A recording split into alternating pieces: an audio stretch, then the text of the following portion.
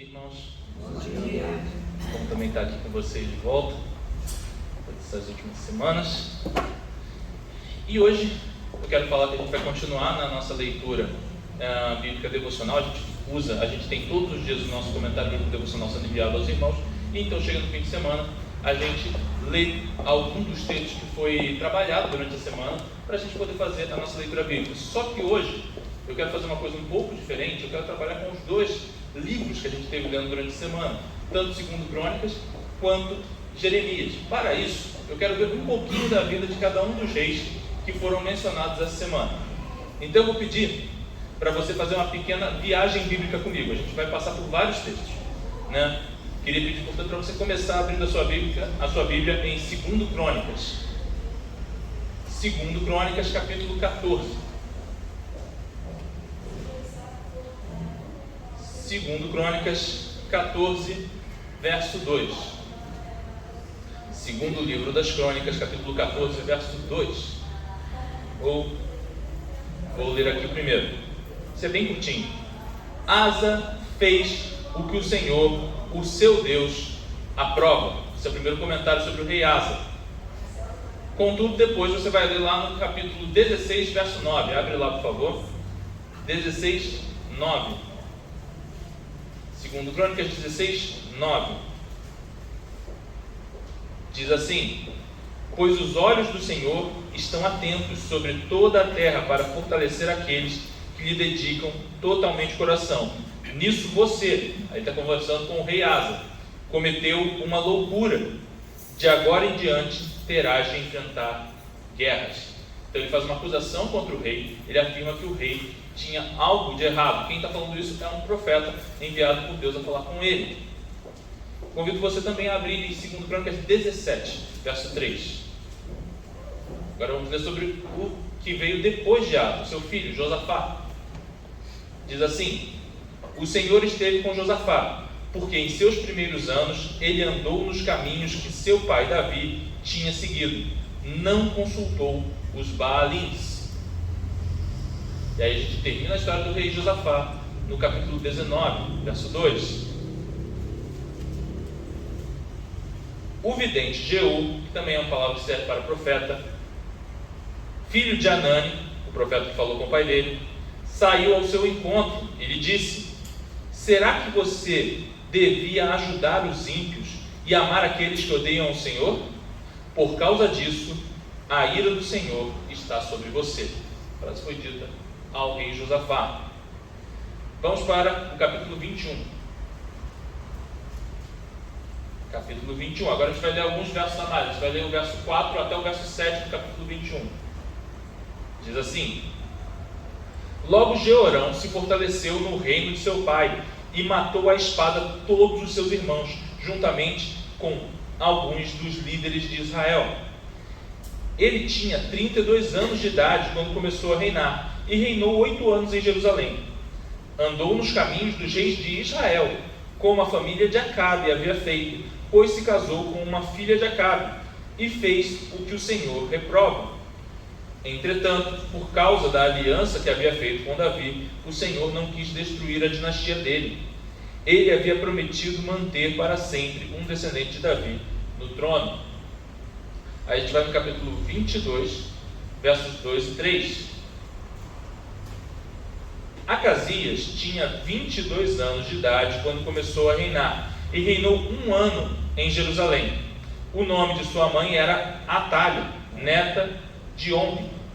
Ele também andou nos caminhos da família de Acabe, pois sua mãe lhe dava maus conselhos. Ok? Versos 10 a 12 desse mesmo capítulo. Quando Atália, mãe de Acasias, soube que seu filho estava morto, mandou matar toda a família real de Judá. Mas Jeozeba, filha do rei Jeorão, pegou Joás, um dos filhos do rei Acasias, que iam ser assassinados, e o colocou num quarto, junto com sua ama. Assim Jeozeba, filha do rei Jeorão, mulher do sacerdote Joiada e irmã de Acasias, escondeu Joás de Atália, de forma que ela não pôde matá-lo. 6 anos ele ficou escondido com elas no templo de Deus, enquanto Atália governava o país. verso 24, capítulo 24, verso 2. Joás fez o que o Senhor reprova enquanto viveu, o que o Senhor aprova enquanto viveu o sacerdote Joiada. 24, 22. O rei Joás não levou em conta que Joiada, pai de Zacarias, tinha sido bondoso com ele e matou o seu filho. Este, ao morrer, exclamou: veja isto, Senhor, e faça justiça. Ainda, capítulo 25, versos 1 e 2. Amazias tinha 25 anos de idade quando começou a reinar e reinou 29 anos em Jerusalém. O nome de sua mãe era Jeoadã, ela era de Jerusalém. Ele fez o que o Senhor aprova, mas não de todo o coração. Esse comentário sobre esse rei é bem interessante. Ele fez o que o Senhor aprova, mas não de todo o coração. Vamos ler sobre o rei Uzias. Segundo Crônicas 26, a gente vai ler os versos 3 e 5. Uzias tinha 16 anos de idade quando se tornou rei e reinou 52 anos em Jerusalém. Sua mãe era de Jerusalém e chamava-se Jecolias. Ele fez o que o Senhor aprova, tal como seu pai Amazias, e buscou a Deus durante a vida de Zacarias, que o instruiu no temor do Senhor. Enquanto buscou o Senhor, Deus o fez prosperar. Ok, agora a gente já teve uma apresentação dos reis, mas antes de encerrar essa momento de leitura bíblica, eu quero convidar você a ir lá no livro de Jeremias. Vamos fazer uma última leitura. Você vai abrir em Jeremias, capítulo 22, mas a gente vai ler só o último versículo, 22:30, e depois a gente já continua no capítulo 23. Jeremias 22, verso 30, e a gente segue no capítulo 23. Diz assim: assim diz o Senhor: registrem esse homem como um homem sem filhos. Ele não prosperará em toda a sua vida, nenhum dos seus descendentes prosperará, nem se assentará no trono de Davi, nem governará em Judá. Aí o capítulo 23. Ai dos pastores que destroem e dispersam as ovelhas do meu pasto, diz o Senhor. Portanto, assim diz o Senhor, Deus de Israel, aos pastores que tomam conta do meu povo: foram vocês que dispersaram e expulsaram o meu rebanho e não cuidaram dele, mas eu cuidarei de vocês pelos seus maus procedimentos, declara o Senhor. Eu mesmo reunirei os remanescentes do meu rebanho de todas as terras para onde os expulsei e os trarei de volta à sua pastagem, a fim de que cresçam e se multipliquem. Estabelecerei sobre eles pastores que cuidarão deles, e eles não mais terão medo ou pavor, e nenhum deles faltará, declara o Senhor. Dias virão, declara o Senhor, em que levantarei para Davi um renovo justo, um rei que reinará com sabedoria e fará o que é justo e certo na terra. Em seus dias, Judá será salva, Israel viverá em segurança, e este é o nome pelo qual será chamado: o Senhor é a nossa justiça. Portanto, vem dias, diz o Senhor, em que não mais se dirá: juro pelo nome do Senhor que trouxe os israelitas do Egito, mas se dirá: juro pelo nome do Senhor que trouxe os descendentes de Israel da terra do norte e de todas as nações para onde os expulsou, e eles viverão na sua própria terra. Ufa! Foi muito texto, né, irmãos? Mas a gente vai conversar um pouquinho sobre esses reis e também sobre essa profecia de Jeremias. Por isso eu queria trazer um pouco os reis para a gente visualizar o contexto, ou um pouco do contexto, do que Jeremias está falando aqui, a quem ele está profetizando, ainda que ele esteja profetizando a alguns reis que vieram um pouco depois desses que a gente citou. Mas ele também está pensando nos reis que vieram antes, a gente vai ver por quê. Mas antes, eu queria comentar, você sabe que eu gosto de às vezes comentar, dessa vez não um filme, mas um fato histórico. Não sei se vocês se lembram daquelas aulas de história intermináveis na escola, mas houve um rei em Portugal chamado Dom Sebastião. E Dom Sebastião é um personagem importante na história de Portugal por uma razão muito simples, porque ele morreu sem filhos. Dom Sebastião se torna rei aos 18 anos, aos 24 ainda não havia casado, e já desde o momento que ele começou a governar, ele tem um plano, ele quer invadir o Marrocos. Marrocos ali ao sul de Portugal, né, na África. Ele decide que ele vai invadir o Marrocos, tomar uma grande fortaleza no Marrocos, onde havia muito ouro, onde Portugal, 100 anos antes, havia feito grande fortuna tomando o ouro dos marroquinos. E ele acredita, de todo o coração, que eles continuam com as mesmas defesas, completamente enfraquecidos e cheios de dinheiro. Eles tinham muito dinheiro e provavelmente não tinham feito nada para melhorar as suas defesas durante 100 anos, desde que Portugal invadiu aquela terra. E, portanto, ele toma os seus exércitos, pega a elite do povo português e ataca aquela fortaleza no Marrocos. E, para surpresa deles, sim, eles evoluíram em 100 anos, o castelo se tornou mais forte e eles não conseguem vencer a batalha. Mas ele acredita que vai conseguir e prossegue em batalha tentando, até que ele mesmo morre e seu corpo desaparece. Ninguém encontra o corpo de Dom Sebastião. Como eu disse antes, Dom Sebastião não tinha herdeiros. Aquilo ali aconteceu quando Portugal estava num seu momento de apogeu. Graças às suas grandes navegações, Portugal era a nação mais rica da Europa. E não havia quem pudesse, de fato, enfrentar Portugal no mar. A tal ponto que a própria Espanha foi dissuadida de uma batalha contra Portugal, não por causa do efetivo do exército português, que era muito inferior ao da Espanha, mas porque eles sabiam que se Portugal colocasse os seus navios para destruir os navios espanhóis, os espanhóis não teriam chance. Ou seja, o poderio português era enorme. A sensação de Portugal é que o mundo um dia estaria nas suas mãos. E então, Dom Sebastião morre, e como eu disse antes, morre sem herdeiros. Na verdade, ele tinha um herdeiro, era o seu tio, que era padre e já muito idoso, e portanto não podia gerar herdeiros. E assim, quando o tio morreu 2 anos depois, não houve mais ninguém para o trono, e houve uma disputa pelo trono, que vai redundar naquilo que a gente conhece como a União Ibérica, quando a Espanha governou Portugal. Ou seja, toda aquela glória que antes eles projetavam desapareceu, quando o reino deixou de ser deles de fato. E durante esse período, e aí a razão pela qual eu estou contando essa história, surgiu uma coisa conhecida como o sebastianismo, que era a crença de que, como o corpo não foi encontrado, o rei não morreu. E um dia ele vai voltar para nos devolver a antiga glória de Portugal. Ele vai retornar e nós teremos de volta toda a grandeza que nós tínhamos.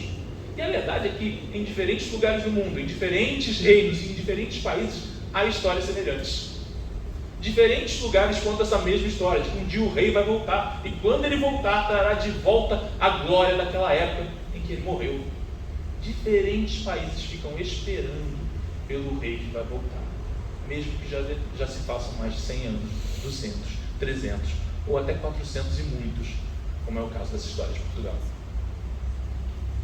Nós sempre estamos esperando, mas a pergunta é: será que nós não estamos esperando pelo rei errado? Será que nós não temos uma crença convicta de que o rei está por vir? Mas estamos esperando pelo rei errado. Algum rei político, algum rei simplesmente humano. Mas isso não basta. Isso não é o rei do qual nós necessitamos. E é sobre isso que Jeremias fala. E é um pouco isso que a história de todos esses reis nos mostra. Vamos conversar sobre isso? Mas antes eu quero dar um pouco de contexto daquilo que a gente leu. Bom, a gente leu o livro do profeta Jeremias. Eu já mencionei ele algumas vezes para vocês, então não vou fazer tanto comentário sobre Jeremias, mas quero dizer que Jeremias é aquele profeta que é conhecido como o profeta chorão. Jeremias chorava demais. Jeremias chorava. Você está lendo o livro dele, daqui a pouco você está segurando, você percebe que está cheio de água, está caindo do livro de tanto que Jeremias chora. Mas tem uma coisa que eu sempre gosto de observar quando alguém diz que Jeremias é chorão. Jeremias é chorão, mas não é sem razão. Jeremias tem razão para chorar. Porque se ainda agora eu mencionei a glória antiga, Jeremias não está olhando Israel no seu momento de glória, mas Jeremias está olhando Israel no seu momento de destruição, no momento que a nação está perto de ruir, está perto de deixar de existir, como de fato aconteceu. E Jeremias sabe que isso vai acontecer, porque o Senhor lhe revelou. Então Jeremias chora porque ele está olhando todo aquele povo que já está sofrendo e vai sofrer muito mais. Ele está olhando aquele povo de fato ser esmagado e vai ser muito mais maltratado. É por isso que Jeremias chora. E tamanho é o seu choro que ele então descreve. Olha, no capítulo 22, que nós vemos um versículo apenas, mas no capítulo 22 nós temos uma descrição de alguns dos reis que Jeremias viveu ao longo do seu governo. Salum, Jeconias, Joaquim. E o que Jeremias tem a dizer sobre esses reis? Ele diz: olha, todos são muito ruins. E faz profecia sobre cada um deles, dizendo: este nunca mais vai voltar, este aqui nunca mais, esse aqui vai morrer de uma maneira terrível, porque ele era ganancioso e tomava o dinheiro do povo para construir apenas as suas coisas, mas não para cuidar do seu povo. E sobre o último, Joaquim, que foi o que nós lemos aqui, desse é dito que ele iria ir para a Babilônia e nenhum dos seus descendentes se sentaria no trono. E logo depois vem o capítulo 23, que fala para nós sobre o descendente de Davi que estava por vir. Olha, mas como essas histórias se cruzam? Vai vir um descendente a Davi que vai consertar as coisas, que vai ser rei, mas não foi dito que não haveria mais? Vamos falar um pouco sobre isso. E ainda, em Crônicas, como vocês viram, o livro de Crônicas sempre tem a apresentação de um rei. Então você diz um pouco sobre ele no começo, algumas histórias da vida dele, e então volta para encerrar a história dele. Foi isso que nós fizemos. Nós lemos apenas o começo e o final da história de alguns desses reis para tentar entender um pouco quem eles foram e para a gente conversar um pouco sobre eles. Então vamos começar com isso. Vamos falar um pouco sobre os reis e a história deles. Bom, havia um político brasileiro, um importante deputado nas décadas de 50 até o início dos anos 90, chamado Ulisses Guimarães. Alguns de vocês talvez tenham conhecido ele. Ele ficou famoso porque ele era o presidente da Câmara quando a Constituição foi outorgada, a Constituição de 88. E o Ulisses Guimarães, ele tem uma frase que eu sempre acho ela muito interessante, certa vez com jornalistas, alguém comentando sobre a falta de qualidade do Congresso. Como é possível nós termos um Congresso tão ruim, disse Ulisses Guimarães. Ulisses Guimarães, meio brincalhão, olhou, deu um sorrisinho e disse: você acha esse Congresso ruim? É porque você ainda não viu o próximo. E ele diz isso: você acha esse Congresso ruim? Você não viu ainda o próximo. E sempre há essa sensação na gente, às vezes, de olhar para os reis, de olhar para aqueles que governam e ter a sensação de que, meu Deus do céu, parece que só piora. Parece que se torna pior a cada dia. E talvez tenhamos uma certa razão, ou talvez não. Vamos então olhar um pouquinho a vida desses reis que a gente leu. Eu quis separar eles em 3 categorias: bons, ou bom, mal. Se você gosta de cinema, você ia achar que eu ia dizer feio, o terceiro, mas não é bom, mal e feio. É bom, mal e bom, mas. Ok? Bom, mal e bom, mas. E mais não com i, mas de diversidade, de uma mudança. Bom, mas. Então vamos pensar um pouquinho eles foram. Bom, quem são os reis bons? Nós temos 2 reis bons mencionados aí. Nós temos Asa e Josafá. Dos 2 é dito que eles foram bons reis sobre Israel, ou sobre Judá, que governaram segundo a vontade do Senhor e não se entregaram à adoração de falsos deuses. Porém, se você começa a leitura, esse não é o mais, tá? Eu falei porém, mas esses ainda são os reis bons. Porém, se você começa a leitura, você vê as falhas que esses homens cometeram. Tanto Asa quanto Josafá cometeram erros, como você talvez tenha percebido ao longo da leitura no comentário bíblico dessa semana. Eles cometeram falhas terríveis.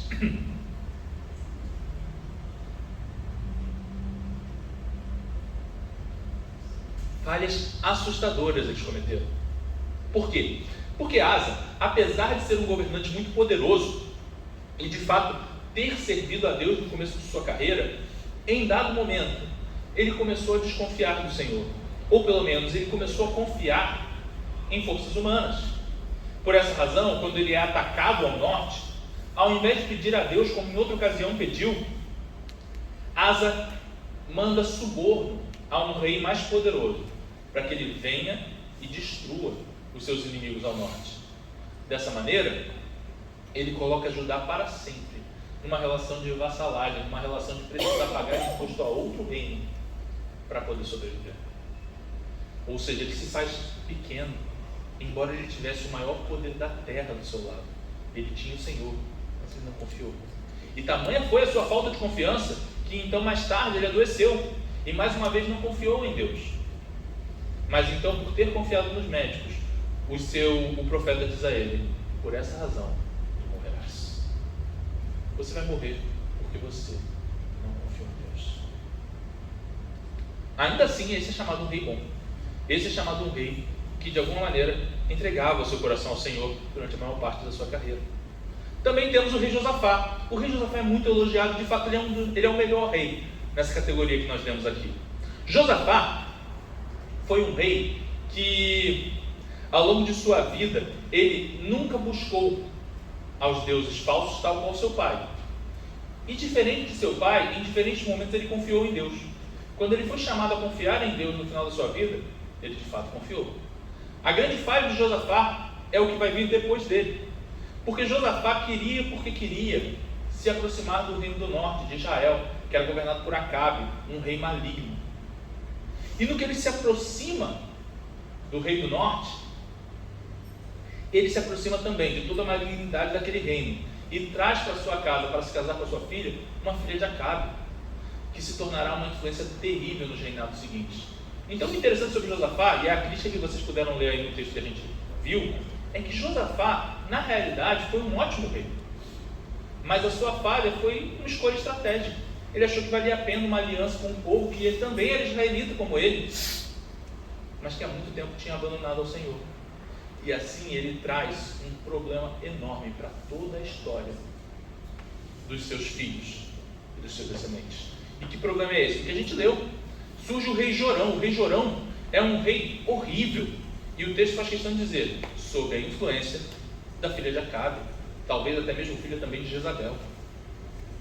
E sob a influência dela, ele se torna um rei mau. E agora então nós estamos na categoria rei mau. Jorão é um rei ruim e faz um morticínio a todos os seus irmãos para poder garantir o seu trono. Um comentarista chamado Matthew Henry disse sobre Jorão: ele caiu no mesmo pecado de Caim, matou os irmãos, e fez isso tão somente porque a piedade dos irmãos entregava e condenava a sua impiedade. Ele vai dizer, portanto, que Jorão é um homem ímpio, e tamanha a sua impiedade que ele olhava aqueles que eram piedosos, aqueles que adoravam a Deus, e ficava ofendido, e por essa razão matou. Ainda, o irmão dele, o filho dele, Acasias, que se dirá de Acasias? O mesmo, tão ruim quanto Jorão, e na realidade tão ruim que nem mesmo teve o direito de um reinado longo. Mas ele, diferente de seu pai, em apenas 1 ano o Senhor já lhe tirou o trono, por causa da sua maldade.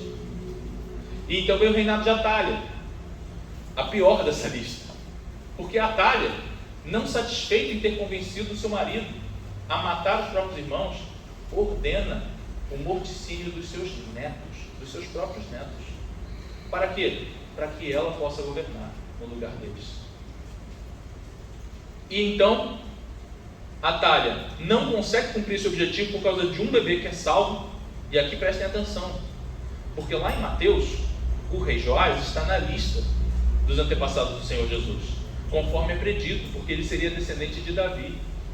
Dessa maneira, era necessário que houvesse um descendente de Davi, para que o Senhor viesse a esse mundo cumprindo a promessa de Deus. Do ponto de vista de Deus, Deus fez aquilo que se esperava dele. Ele garantiu que a descendência permanecesse, mas do ponto de vista humano, por pouco, nós não poderíamos ter destruído a linhagem da qual o Senhor Jesus viria a esse mundo. Fato é que não aconteceu. A criança foi salva. E aí nós chegamos na categoria reis bons, mas. Dos 3 reis seguintes, nós lemos que eles eram bons, mas.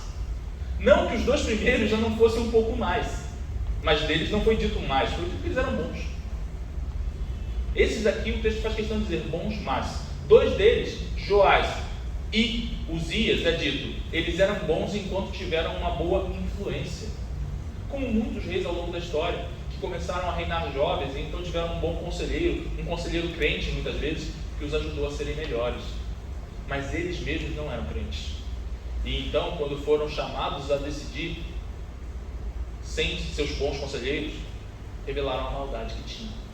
E finalmente, houve também Amazias, do qual o texto faz questão de explicar para a gente o que ele é. Ele foi um amigo da religião, como disse um outro comentarista chamado John Crabb. Ele era um amigo frio da religião. Ora, o texto nos diz, ele serviu ao Senhor, mas não de interesse do coração. O seu coração não estava por inteiro do Senhor. Há diferentes tipos de reis, diferentes exemplos nesse texto. E o que nós aprendemos é que não importa o rei, seja bom, seja mau, seja bom mais. Sabe aquele rei meio hipócrita? Que ele até faz coisas boas, mas no fim ele está fazendo coisas boas porque não tem jeito, ele precisa fazê-las para manter a coroa na cabeça. Qualquer um dos 3 casos ainda configura que os reis são falhos e não vão conseguir ser o que nós nós precisamos que ele seja. Então, de que nós precisamos? Nós precisamos daquilo que Jeremias está falando. Jeremias nos dá a resposta. Jeremias diz: olha, de fato, todos esses reis falharam. E aqui eu faço uma observação para você. Quando ele diz pastores, ele não está se referindo aos pastores no sentido que nós estamos pensando na palavra hoje, ou pelo menos não no pastor da igreja. Quando ele diz pastores, ele quer dizer os líderes de seu povo, aqueles que cuidam de alguém. Portanto, por pastores, entenda-se os reis, os sacerdotes, os profetas, e por que não, também, cada uma das pessoas que é responsável por alguém. Pais de família, mães de família, que são responsáveis por alguém em sua casa. Há uma responsabilidade em cada um de nós. E ele está dizendo para nós: olha, não importa se você é um hipócrita ou se você é mau, ainda não será suficiente para que todas as suas ações, como rei de algum lugar, como aquele que cuida de algum grupo, sejam boas o suficiente. E então ele diz: a todos esses que deveriam cuidar do meu povo e não cuidam direito, eu os destruirei. Eu vou encontrá-los. Vocês dispersaram o meu povo, diz o Senhor, mas eu vou encontrar vocês para cobrar de vocês aquilo que vocês não fizeram direito. Eu vou cobrá-los e eu vou exigir de vocês cada uma das suas falhas. Eu vou exigir de vocês porque vocês não cuidaram direito daqueles que vocês foram chamados a cuidar. É uma perspectiva assustadora. E é isso que ele está dizendo para cada um desses reis. E é isso que ele também está dizendo para todos aqueles que são responsáveis por alguém.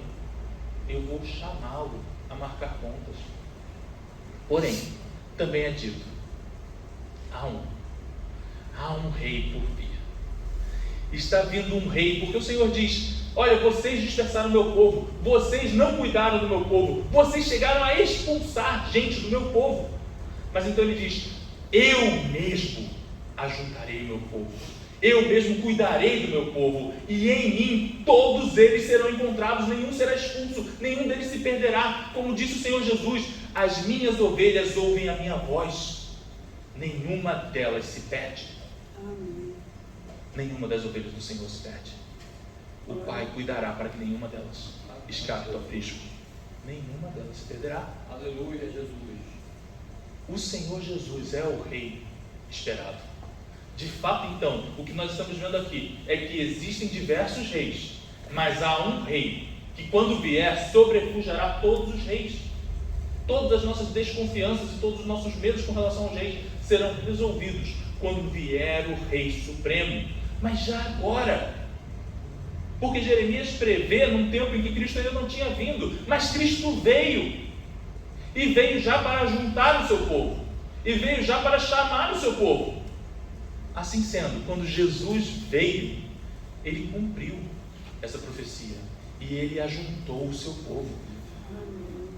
E no que ele ajuntou o seu povo, então nós percebemos a razão pela qual há reis que são bons, apesar de, agora não mais, mas os reis que são bons apesar da gente ter visto as falhas deles. Porque na prática, o Senhor nos diz que há aqueles que, apesar das suas falhas, ainda o tem como rei. De Amazias foi dito que ele não serviu com interesse de coração, mas não é dito isso nem de Asa nem de Josafá. Em algum ponto, esses homens podem ter falhado, mas a todas as falhas deles, o Senhor trouxe correção posteriormente. O Senhor veio até eles para corrigi-los. Asa, tristemente, não ouviu a correção, mas Josafá ouviu. E ao que Josafá ouviu, talvez ele tenha mostrado para nós exatamente qual é o nosso papel em todos os lugares onde nós somos chamados para cuidar de alguém. E qual é o nosso papel, portanto? Ser corrigidos e nos arrepender segundo a vontade do nosso Deus. Porque quando o Senhor nos corrige na nossa liderança, nos corrige na maneira como nós cuidamos das pessoas, se nós simplesmente nos ajoelharmos, nos colocarmos debaixo da orientação do Senhor, Ele vai cuidar, porque Ele é Rei. Ele é um Rei muito melhor do que nós. E Ele vai cuidar, inclusive, para que nós sejamos melhores, então, na maneira como nós cuidamos. Verdade, Jesus. A questão, portanto, é que está nos sendo ensinado que o Senhor age sobre o seu povo para que eles sejam mais e mais dele. E então, para que nós sempre tenhamos o nosso rei. O nosso grande perigo é nós vivermos como se nós fôssemos reis, seja como aqueles que nós citamos como maus, aqueles que simplesmente esquecem do Senhor e o abandonam, ou mesmo estes, que até fingem muito bem serem crentes, mas não conseguem ser de fato. Mas nós somos chamados a ter inteireza de coração, a colocar todo o nosso coração no Senhor, não porque nós sejamos capazes sozinhos, mas pela certeza de que quando nós nos ajoelharmos e dissermos: Senhor Jesus, seja rei sobre tudo aquilo que eu fui chamado a ter algum tipo de cuidado. Senhor, não seja eu aquele que governe aqui, mas antes de mim o Senhor governe, antes de mim o Senhor cuida, então cuidarei. Isso serve para quando nós somos patrões e para quando nós somos chefes. Isso serve para quando nós somos pais ou mães numa família. Isso serve para quando nós somos políticos e temos um cargo. Em todas essas coisas, o que nos é ensinado é: Senhor Jesus, seja rei acima de mim, esteja acima de mim, para que eu possa então fazer aquilo que o Senhor espera que eu faça. Porque se depender de mim, os meus erros vão me engolir, simplesmente, Senhor. Como de fato eu disse a vocês, o melhor rei dessa lista é Josafá. E vejam vocês, talvez o erro dele tenha sido um dos que trouxe o maior perigo para a história de Israel, porque Josafá simplesmente trouxe aquela que se tornou uma matadora da sua descendência. Mas ainda assim, o Senhor cuidou. E o Senhor não permitiu, porque o Senhor cuidou, como está escrito, da dinastia de Davi, por amor de Davi. Agora, quanto ao que nós lemos sobre, e o rei que não poderia mais então gerar alguém para sentar no trono, então veio alguém. O que nós vemos aqui? Nós vemos que o renovo do Senhor é poderoso. Ele é poderoso para simplesmente mudar todas as coisas. E ele é tão poderoso a ponto de que, de fato, Joaquim não teve nenhum herdeiro para sentar no trono. Nem mesmo seu neto, Zorobabel, pôde sentar no trono. Mas havia um herdeiro, um que não era simplesmente do sangue de Joaquim, mas um que era muito maior, porque ele era um renovo sobre a casa de Davi. E desse que nós diremos aquilo que o próprio texto fala, porque o Senhor diz que Ele chamará a todos nós de meu rebanho. O Senhor, mesmo no momento mais perdido, no momento em que você esteja mais cheio de falhas, você ainda pode olhar para si e perceber que o Senhor ainda te chama minha ovelha, meu rebanho. Aleluia. E é por essa razão que nós podemos orar, porque nós sabemos que no Senhor Jesus nós fomos feitos filhos de Deus, e Ele não nos deixará partir. Coloque-se de joelhos, peça perdão pelos seus pecados, porque quando você pedir perdão, o Senhor vai dizer: meu rebanho, meu filho, minha grei. Ele não perde as suas ovelhas, nenhuma delas. É por isso que ele diz meu rebanho. O tempo já urge e, portanto, eu queria só chamar você para uma conclusão. Um dos meus versos favoritos, que a gente não leu, afinal a gente já leu muito verso, né? Mas ele diz assim, lá em 2 Crônicas também, no verso 6 do capítulo 17: ele seguiu corajosamente os caminhos do Senhor, falando sobre Josafá. Ele seguiu corajosamente os caminhos do Senhor. Eu disse a vocês, esse homem também cometeu muitas falhas. Só ele, por rei, Israel teria se perdido. Mas se o Senhor for rei, de fato, se nós tivermos a Cristo por rei, então nós seguiremos corajosamente nos caminhos do Senhor. Então nós seguiremos. Que nós possamos seguir corajosamente no caminho do Senhor, sem nunca nos entregar aos baalins, às idolatrias que possam surgir no meio do caminho. Mas se acontecer, ajoelhe-se e peça ao Senhor mais uma vez: Senhor, seja o rei da minha vida, porque o Senhor Jesus Cristo é rei e será um rei bondoso e misericordioso com todo aquele que coloca sua vida nele. Certa vez eu vi a história de um homem que cometeu uma falha, e do rei daquele país se dizia: ele é misericordioso e justo, e gostava muito daquele homem, mas descobriu que aquele homem cometeu uma falha, e foi feito um julgamento, e se disse: Agora o rei vai ter que decidir se vai ser misericordioso ou justo. Não há como fazer as duas coisas com esse homem. A punição para o seu crime eram 35 açoites. E o rei disse: levem-no para o açoite. E todos disseram: o rei decidiu ser justo, o rei não é misericordioso. O homem foi levado e amarrado a uma madeira para que então recebesse o açoite. E todos esperaram que o rei desse a ordem. O rei então se desfez do seu manto, ficou com as costas limpas e ficou na frente daquele homem. Então ele disse: pode começar o açoite. Há um rei muito superior a nós, e ele tomou sobre si todas as nossas iniquidades. Ele levou sobre si os açoites daquilo que nós merecemos sofrer. Esse é o rei. Esse é o rei que é justo e misericordioso. Todos os outros, inclusive nós mesmos, cometerão falhas. Mas esse é o rei que leva sobre si o pagamento por todas as nossas falhas. E é por essa razão que nós devemos louvar e adorar. Vamos orar. Senhor, obrigado. Obrigado porque Tu és aquele que veio sobre nós. Tu és aquele que toma sobre si a culpa de todos os nossos pecados. E de fato é o Senhor quem toma o açoite que nós merecíamos. De fato Tu és Rei, Senhor, Rei do universo. E apesar de teres o universo em Tuas mãos, e de nesse momento também olhares para Plutão, também olhares para os anéis de Saturno, também olhares para o interior dos átomos que compõem cada uma dessas pessoas aqui presentes. Ah, Senhor, apesar de tamanha realeza, tamanho poder, ainda assim o Senhor nos vê e nos chama meu rebanho. Obrigado, Senhor. Obrigado porque o Senhor nos ajunta, apesar de com as nossas falhas nós nos afastarmos, nós nos expulsarmos, nós não nos cuidarmos, mas o Senhor nos ajunta. E o Senhor veio para ser nosso pastor, Senhor. Ah, Senhor, que nós, como Tuas ovelhas, possamos ouvir a Tua voz. E então cuida, ó Pai, para que nenhum de nós se perca, conforme o Senhor Jesus disse. Por favor, vem sobre nós, ó Deus Espírito Santo, para que nós saibamos que Cristo é Rei sobre todos nós. Amém. Em nome de Jesus. Amém. Amém. Eu queria chamar o pastor Juscelino, para ele poder entrar a bênção e fazer a oração final.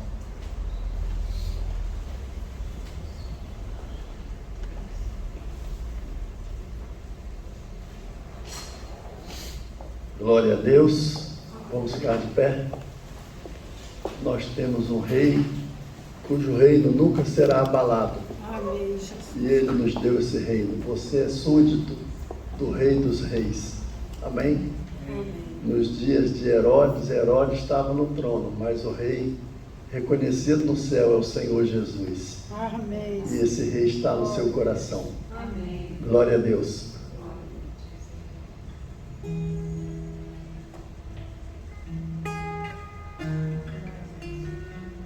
Então estenda as suas mãos, com as palmas para cima, e sinta-se feliz por ter um rei morando na sua vida, no seu coração. Amém, Senhor. Bendito és tu, Senhor. Bendito és tu, porque o teu reino é um reino eterno, que nunca terá fim.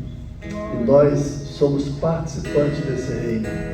Obrigado por esse privilégio. Abençoa a tua igreja, abençoa o pastor Silas e a cada irmão que veio aqui, que se sinta, Senhor, como um súdito diante de um rei, que sendo grande se fez pequeno para habitar em nosso coração, mas ressuscitou para reinar por toda a eternidade. Glória ao teu nome para sempre. E que o amor de Deus, nosso Pai, e a graça do Senhor Jesus, a comunhão e a consolação do Espírito Santo sejam conosco e com todos aqueles que aguardam a vinda do Senhor Jesus, o Rei dos Reis. Amém. Amém.